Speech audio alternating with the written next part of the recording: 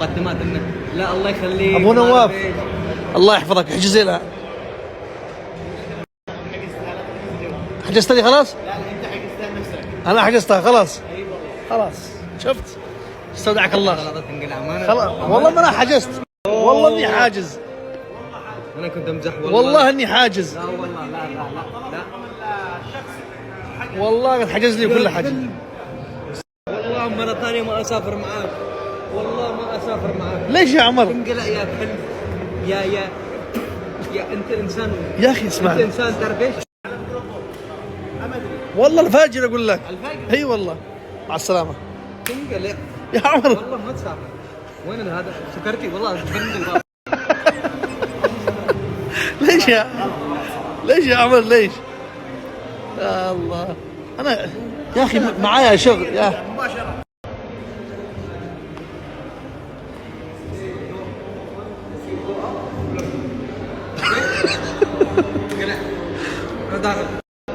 داخل روح يا عمر ليش؟ بسرعة داخل قدامي يلا. طيب ليش قدامي انت والله ما تسافر ايش فيك؟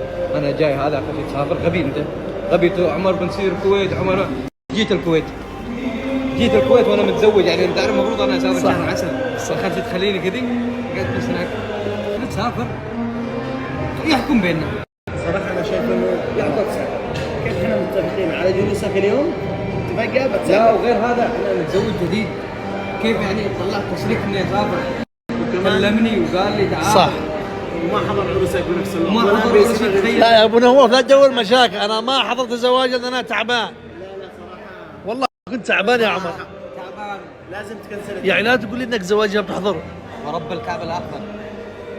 لو ايش ما كلف الامر احضر. الله. لو تعرف لو رجلي مبتوره. لا ياسر عليك الله يحفظك الله يحفظك. بربع أجل. بس والله يوم زواجك انا مريض يا عمر حرام عليك. والله اني كنت مريض. من برا خارجيا مش عاذرنك لكن داخلي عاذرنك.